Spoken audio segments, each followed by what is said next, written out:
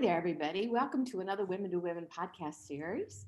We talk about hormones, we talk about weight, we talk about adrenals and trauma. And today I'm so excited because I've been waiting to talk to you for a long time, Deb, who's really, in my opinion, one of the best experts with regards to the emotional components to kind of our lives in a different way, talking about betrayal.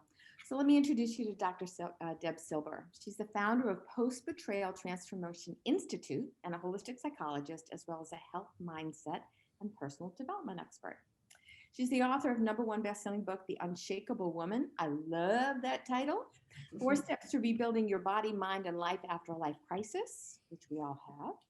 And her newest book, Truth Again, Overcoming Betrayal and Regaining Health, Confidence, and Happiness. Her recent PBS study on how we experience betrayal made 3 groundbreaking discoveries that changed how long it takes to heal. And I'm sure we'll be talking about some of that today. In addition to being on Fox, CBC, the Dr. Oz Show, TEDx, and more, she's an award-winning speaker, coach, and author dedicated to helping people move past the betrayals, as well as any other blocks preventing them from the wealth, health, work, relationships, confidence, and happiness they want. I added another word in there. Anyway, thank you so much, Deb, for being here and talking about some of these things no one ever talks about. Yeah, this is a heavy topic, but I'm excited to chat with you, and thank you so much for having me.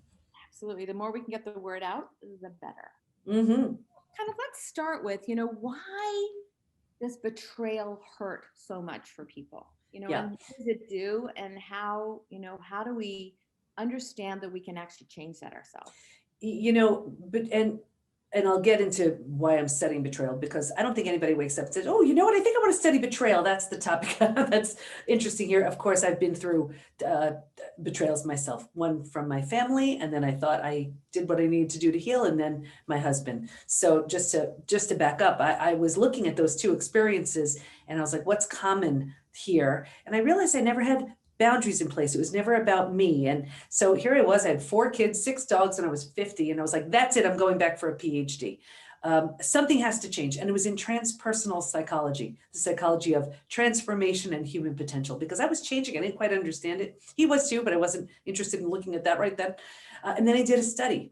I did a study on betrayal, what holds us back, what helps us heal, and what happens to us physically, mentally, and emotionally, which is the part you're going to love, when the people closest to us lie, cheat, and deceive. So that study led to 3 groundbreaking discoveries. Anyway, to answer your question, it hurts so much because this is the person, these are the people who gave us a sense of safety and security. So when this is the person, these are the people to shatter that very sense of safety and security. It's terrifying. It's terrifying. When this is the person you trust the most and that person becomes untrustworthy, who do you trust? When this is the person you run to when other people are causing the harm and they're the ones causing the harm, where do you go? So it shatters all of it. The good news is you can heal from all of it. So, I think the piece that no one really talks about is putting the puzzle together with regards to how it affects our health. Mm-hmm. How it affects our mental health, but also how it affects what we choose to do with that information, because sometimes we move down. Yeah. And that was one of the discoveries. We actually found that there's a collection of symptoms, physical, mental, and emotional, so common to betrayal. It's now known as post-betrayal syndrome. We've had about 25,000 people take our post-betrayal syndrome quiz on our site to see to what extent people are struggling. And every couple of months, I pull the stats just to see where people are at. So this is every age group. Almost every country is represented. And I have some stats to share for you, and I feel like your audience is going to really appreciate these. So now this is out of 25,000 people. Ready? 78% constantly revisit their experience. 81% feel a loss of personal power. 80% are hypervigilant. Think about how exhausting that is, right? 94% deal with painful triggers. Here are the most common physical symptoms. Ready? 71% have low energy. 68% struggle with their sleep. 63% have extreme fatigue. They're your adrenals, totally shot. 47% have weight changes. So in the beginning, maybe you can't hold food down. Then you use food for comfort. 45% have digestive issues. That could be anything: constipation, diarrhea, IBS, Crohn's, you name it. And what I love about this so much, what's so interesting, is think about what the gut does. Absorbs, digests, and processes food. Well, isn't a betrayal difficult to absorb, digest, and process? Right? Is there any wonder why the gut is off? The mental, these are the most common mental symptoms. 78% are overwhelmed. 70% are walking around in a state of disbelief. 68% unable to focus. 64% are in shock. 62% are unable to concentrate. So just take, let's say you're unable to concentrate, you have a gut issue and you're exhausted, and you're still trying to get through your day. Work, manage your kids, whatever you deal with your kids, whatever you're doing. Here are the emotional ones. 88% extreme sadness, 83% anger. Anger and sadness, when you bounce back and forth even between those two, that's exhausting. 82% feel hurt, 80% have anxiety, 79% are stressed. Here's why I wrote the book Trust Again. Ready? 84% have an inability to trust. 67% prevent themselves from forming deep relationships because they're afraid of being hurt again. 82% find it hard to move forward. 90% want to move forward, but they don't know how. Crazy, right? Whoa. Mm-hmm. Yeah. So when we talk about betrayal, Deb, really kind of, can you give us an idea about what that means? I mean, generally people are kind of like, well, yeah, my father or something or other, but Right. really it's something a little deeper than that. Definitely. So I define it as the breaking of a spoken or unspoken rule, and every relationship has them. The way it works is the more you trust and the more you depend on that person, the deeper the betrayal. So for example, a child who is completely dependent on their parent and then the parent does something awful, that's going to have a different impact than, let's say, your coworker taking credit for your idea. We had an unspoken rule. I was going to show up. We were going to have a conversation. If I didn't, I would have betrayed you. Now that wouldn't have crushed you, right? But the way it works is the more time, energy, heart, dependency, the deeper the betrayal. And that's why, originally in the study that I did, I was studying the betrayal of a family member, partner, friend. And I had to drop the friend part. And because what I learned was, while friends can aggravate us, make us so angry, they don't break us. Of course, we're never broken, bent, you know what I mean? Like the family member and the partner. Those are the ones that bring us to our knees. When we're betrayed by those people, that's what really gets us.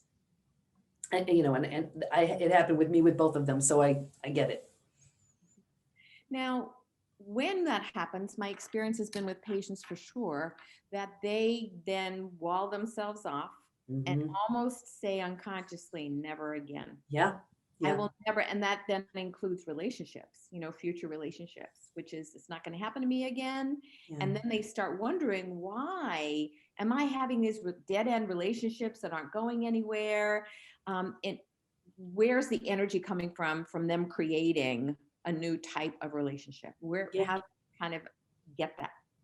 And think about the energy it takes just to keep that wall up, just to keep that in place. And here's the thing, I can spot an unhealed betrayal from a mile away. And we see it in health, in work, in relationships. In relationships, that's exactly one of the ways we'll see it. We'll see it where either there's a repeat betrayal, that's an unhealed betrayal. The face has changed, but it's the same thing. And people ask me all the time, what the heck? I go from partner to partner, friend to friend, coworker to coworker. Is it me? Yes, it is. Not that you're causing it, but there's a profound lesson waiting to be learned. Until and unless you do, you keep getting opportunities to learn it. So we'll see it that way. The other way is that big wall goes up, been there, done that. No one's getting near my heart again. And we think it's coming from a place of strength. It's not. It's coming from fear. That's like saying, well, I got burned on the stove, so I'm never cooking again. There's an in trust again. I teach a 4-step trust rebuilding process. If we have time, I'm happy to go through it. We need to learn that again, because otherwise we're living half a life. If we don't allow anybody to get close to us, there's no intimacy, there's no relationship. What kind of life is that, right? We see it in health too. People go to the most well-meaning doctors, coaches, healers, therapists to manage and you see this all the time, I'm sure, a stress-related symptom, illness, condition, disease, and at the root of it is an unhealed betrayal. We see it at work too. People want to ask for that raise or promotion. They deserve it, but their confidence is shattered. So they don't have the confidence to ask. They're bitter and resentful instead. Or they want to be a team player, but the person they trusted the most proved untrustworthy. How do they trust that boss, that coworker, that collaborative partner? It shows up everywhere. So do you have tips for people to kind of, number one, figure out if they've had betrayal in their lives? Mm-hmm. And number two, the notion that they can actually heal from that, and how do they do that? Yeah, well, first of all, you can heal from all of it. We have the proof, and one of the most exciting things is, and this was the second discovery, that while we can stay stuck for years, decades, a lifetime, and so many of us do, if we're going to fully heal, we're going to move through 5 now proven predictable stages. And what's even more exciting about that is we know what happens physically, mentally, and emotionally at every one of those stages. And we know what it takes to move from one stage to the next. So now healing is predictable. And I'm happy to go through the 5 stages. Yeah, let's do it. Let's do it. Sure. Okay, and I map them all out in trust again, but here's like a brief summary, and it's what we teach within the PBT Institute, but here you go. So the first was, this was like a setup stage, and I saw this with every study participant, me too.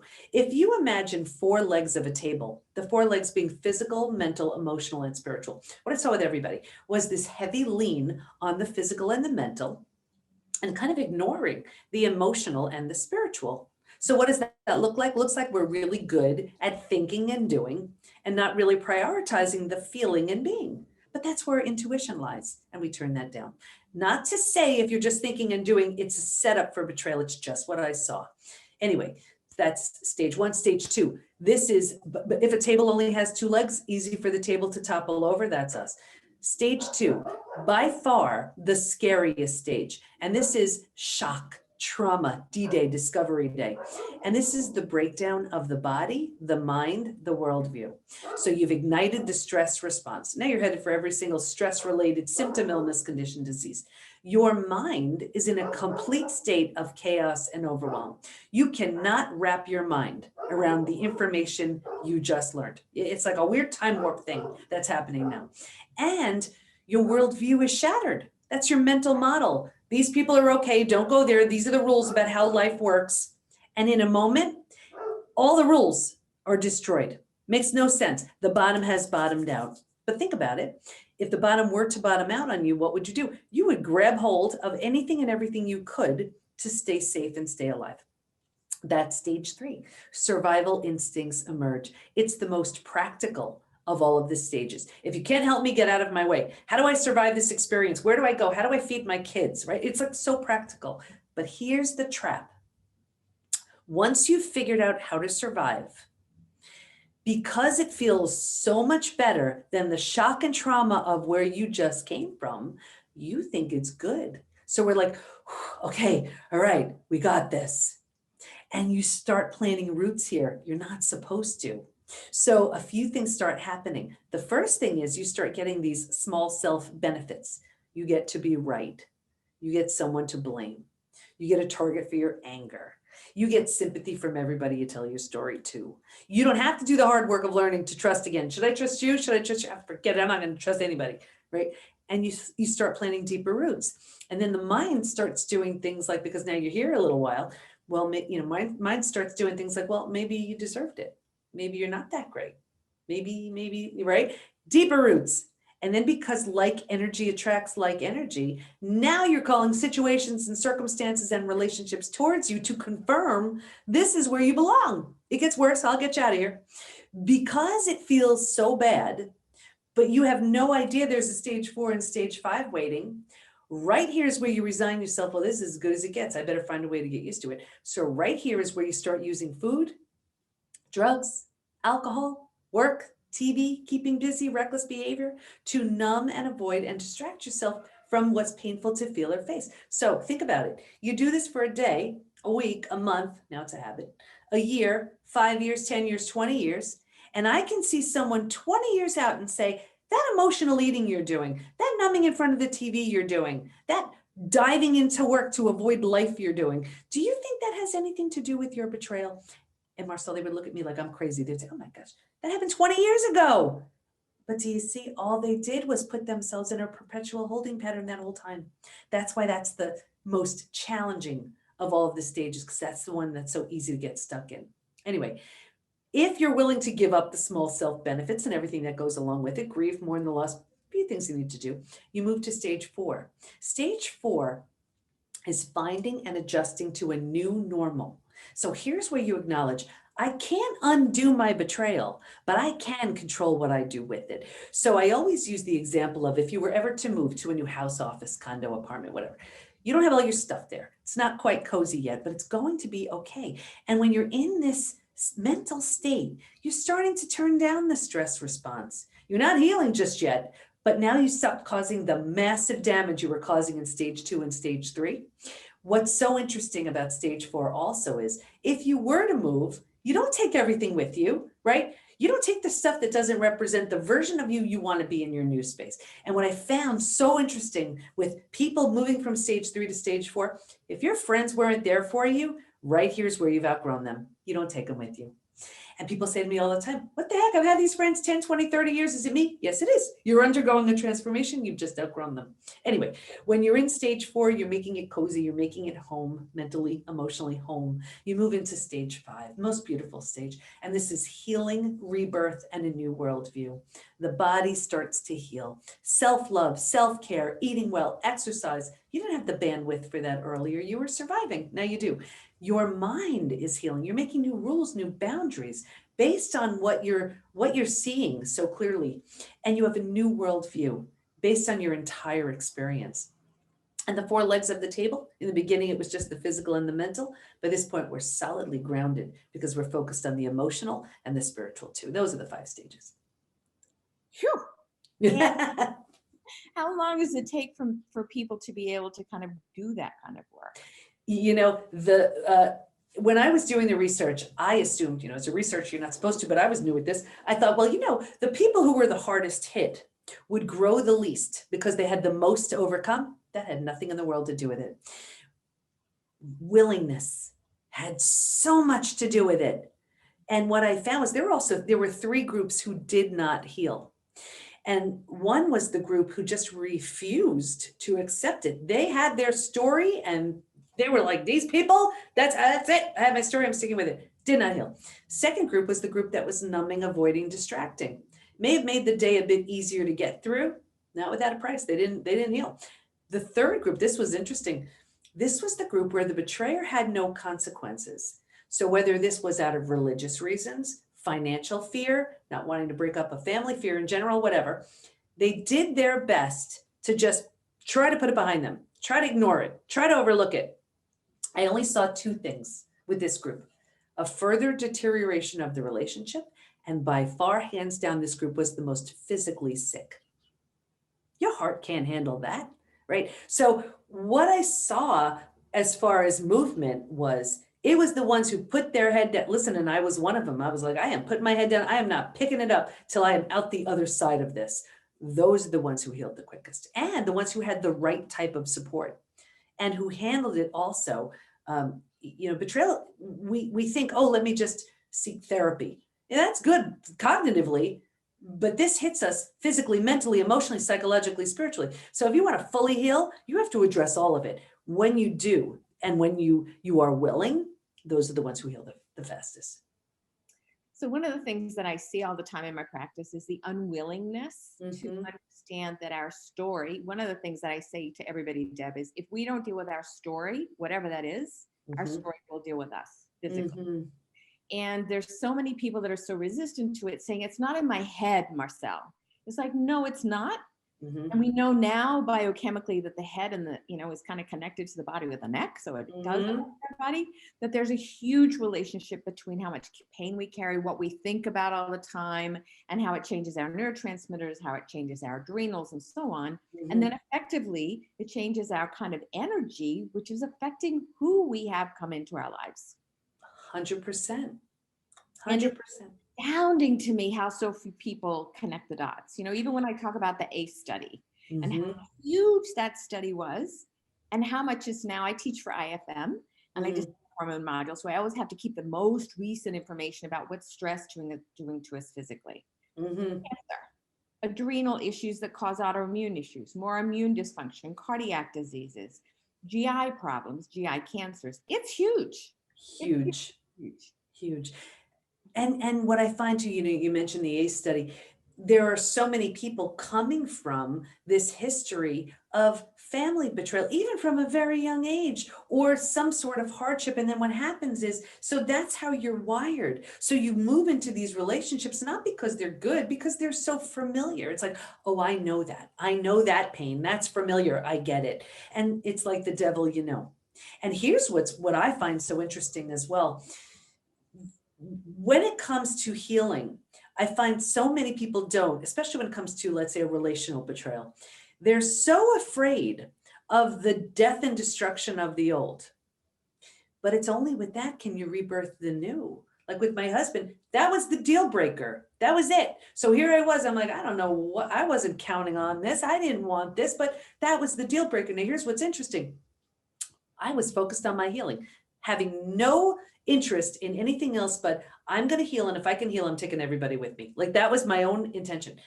On his own, he did the same thing as well. I mean, if anything has you fall from grace, he was actually the one who told our kids, it's your 4 teenagers looking at you like you did what to our mom. And so talk about the wake up and the shake up on that end. But we teach within the PBT Institute, how do you know if it's safe in your best interest just to heal yourself and move on? That's what I did with my family. I wasn't really working with anything. Or how do you know if it's safe and in your best interest, if you're willing, if you want to, if the situation lends itself to rebuild something entirely new with that person? And that's what I did with my husband. So not long ago, we married each other again as two totally different people. But what I found is betrayal is the setup for transformation because of that death and destruction of the old. But people just try to patch it up, and people ask me all the time when it comes to the shattering of trust, do you think trust can be repaired? And I say no. Can it be rebuilt? Yes. It's a monster project. And I look at trust like a brick wall. The only way I know of is it gets put up brick by brick by brick. Now imagine the person who built the brick wall shatters the entire thing. You can look at the brick wall and say, I don't have the least bit of interest in watching that thing get rebuilt. However, if you do, you have to be willing, and that person has to be a really good bricklayer. Every opportunity they have to show that they're trustworthy, that's one brick in that wall. And it goes back up brick by brick by brick. So it takes time. Absolutely. So let's talk a little bit about the difference between post-traumatic stress Mm-hmm. and this betrayal concept. How are they different and how do they portray themselves? Yeah. You know Well, what is which. yeah. Well, so like PTSD, that is very common to betrayal. I think we think of PTSD, it's reserved for the war vets. They hear a car backfire, they're back in war, and with betrayal, we could be triggered and we're right back there to D-Day, Discovery Day. So it's very real. What this was the third discovery. Originally, I was studying betrayal and post-traumatic growth because I like positive, and betrayal is such a dark topic. So I was like, what kind of positive can we get from something like this? And post-traumatic growth, for those who don't know, it's sort of like if you imagine the upside of trauma, how trauma leaves you with a new awareness, perspective, insight that you didn't have. Like you lose someone you love and you realize, wow, life is short, something like that. Of course, there's more to it, but I was like, I've been through death of a loved one. I've been through disease. You can appreciate this. I had peritonitis. I was in ICU for 11 days. Miracle I'm alive, right? But I was like, no, betrayal is a different thing. I didn't want to assume. So I asked all my study participants and I said, if you've been through other crises besides betrayal, does it feel different for you? Hands down, unanimously, they said, oh my gosh, it's so different. And here's why. Because it feels so intentional, we take it so personally.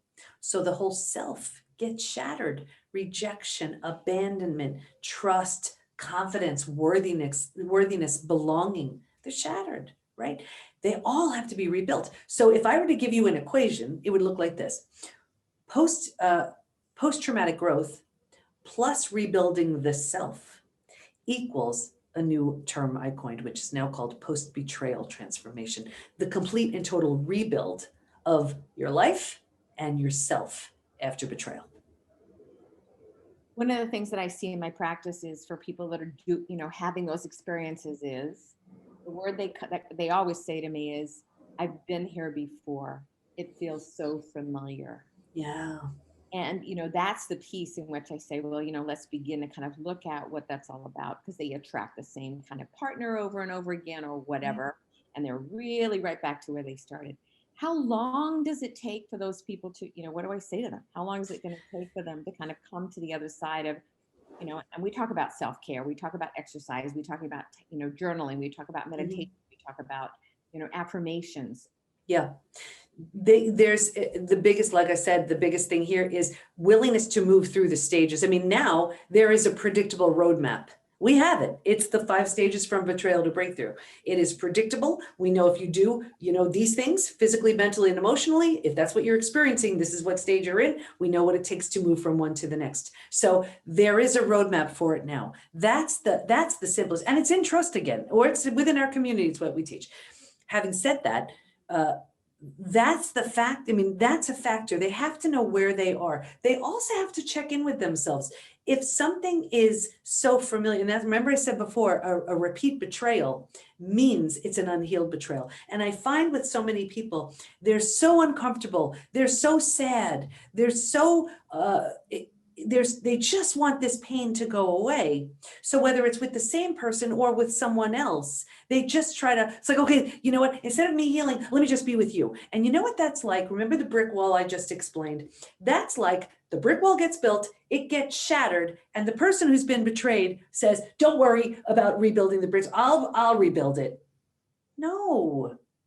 And it's like, that's why I can't stand that whole you complete me thing. Hate that.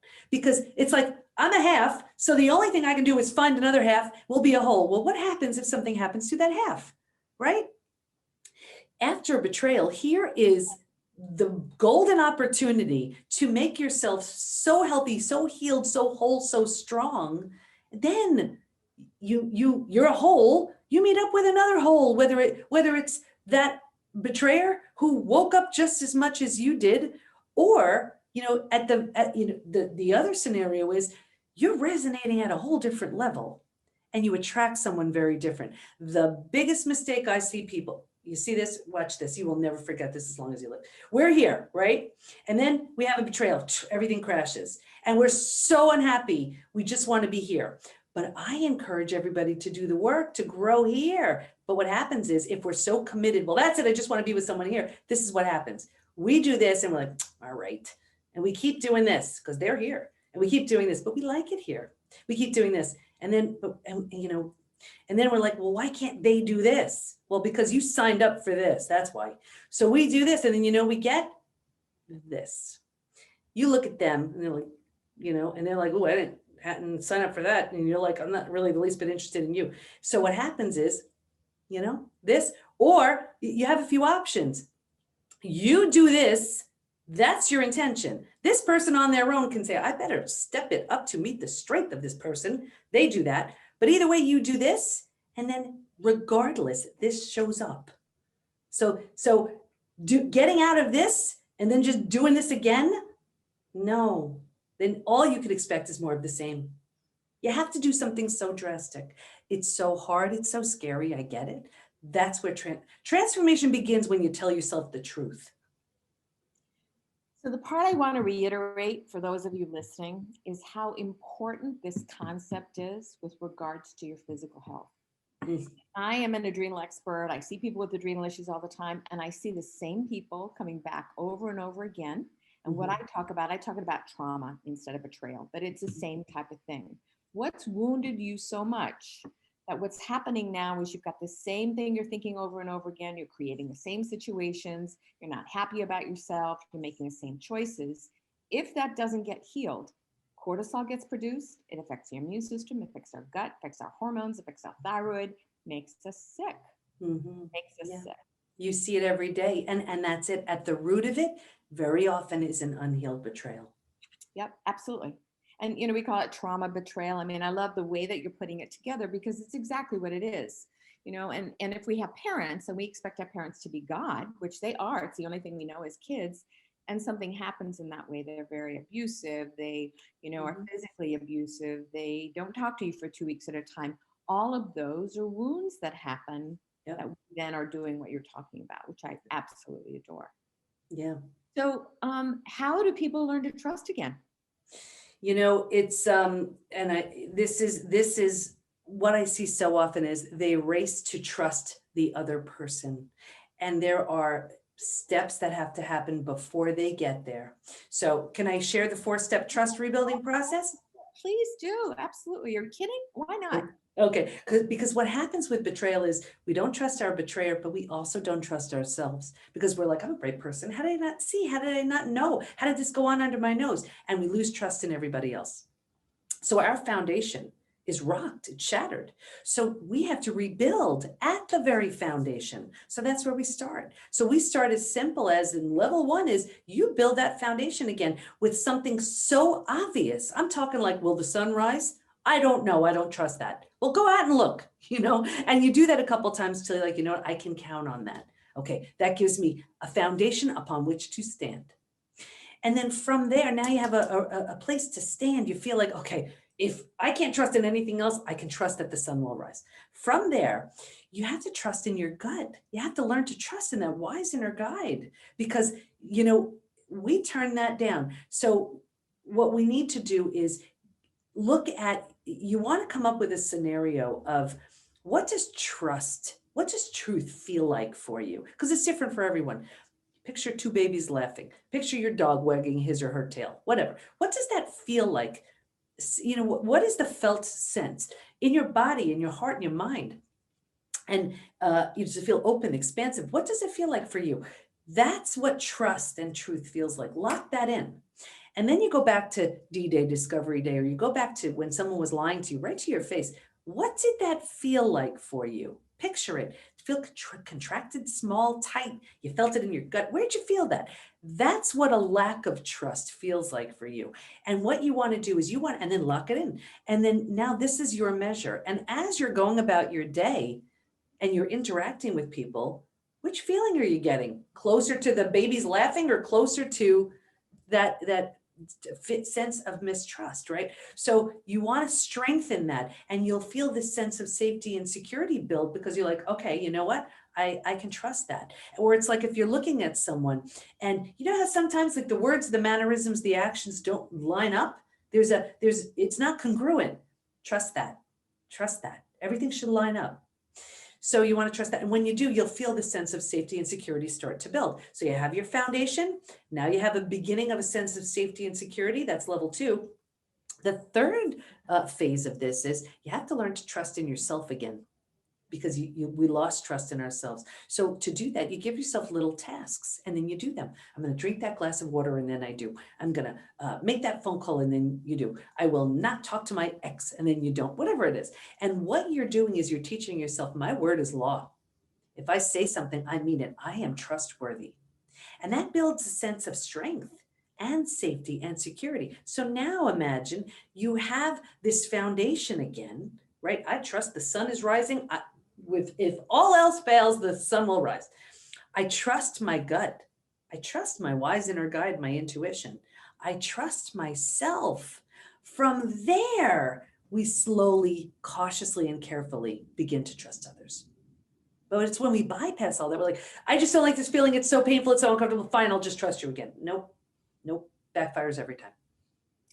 But if we think about our society at this point, we have 88% of our population in the United States metabolically unfit, meaning they're probably not eating properly or they're drinking too much alcohol or whatever. If we really think about that, I can pretty much guarantee you that many people fall into this category and they are so not willing to say, wait a minute, I'm not a bad person. I just need to understand how do I heal this for myself and how do I get better on the other side? Yeah, that's it. And there's so much fear because without our awareness or consent, someone decided to break these spoken or unspoken rules. We were abiding by the rules. We're like, okay, these are rules, fine. Like I live so simply And if it's going to hurt someone, don't do it, period, end of story. And I assume everybody else lives that same way. So it's always a big shocker to me when that's not the case, right? So what does it take? It takes learning to trust my gut, trust myself, because everybody has their own agenda. Everybody's walking their own path. Everybody is doing the best they can from their current level of consciousness. Yeah. Someone awake and aware wouldn't hurt a fly. Someone sleepwalking through life is unconsciously doing a lot of damage. Yep, absolutely. Absolutely. And the thing is that the consequences are pretty grave. You know, if we start to understand that there's a relationship between this type of pain that we bury, choices that we make, the lack of exercise that we have, it actually affects how long we're going to be alive. 100%. We have enough data about that now that it's up to us to make those choices so that we actually can be healthy, like the blue zones, into our 90s and older. I mean, there's no question about it. We have the data and the science to show that. You're so right. So your point is so important for so many people to bring home and know, number one, it can be healed. And number two, there's ways to do it. And it's not going to take the rest of your life, which is, adore that. It's fabulous. I'm so glad. So if people want to learn more about you and they want to work with you or they want to work with other people, because I think this will resonate with so many people, how do they do that? You know, what I really recommend is take the post-betrayal syndrome quiz to see to what extent you're struggling. You can find that at the PBT, as in post-betrayal transformation, thepbtinstitute.com/quiz. Okay. That's a great place to start. Of course, we have the PBT Institute with our certified coaches and programs and live daily classes and so much more. But the quiz is a wonderful place to start. And one of the things we're going to do is there will be something in the show notes so you can look at the quiz. You know, there'll be a link to that as well. And if they want to read a book, if they want to kind of follow a blog from you, how do they do that? Yeah, they actually, if they want to get the book Trust Again, they should check in with the link I'm going to give you, because then when you get it from Amazon, come back to the link and I'm going to give you all kinds of bonuses. So they can just go to the PBT, again, post-betrayal transformation, thepbtinstitute.com/trust again. And what that book is, it's actually the PhD dissertation made very reader friendly, because I looked at it and I was like, I only have 3 people reading this and I have about 500 plus hours and 250 studies. And so anyway, in Trust Again, it's my very personal story. It's all the participants' story. So you can see you're not alone. You're not crazy. It's the 5 stages, all mapped out with experiential exercises, moving you from one to the next. The 4-step trust rebuilding process, it's all in there. Fabulous, fabulous, fabulous. Well, thank you so much for today. It's one of the favorite things I like to talk about because I think so many people don't address it. And we're kind of skirting all the issues health-wise and everything else and coming down to the bottom line.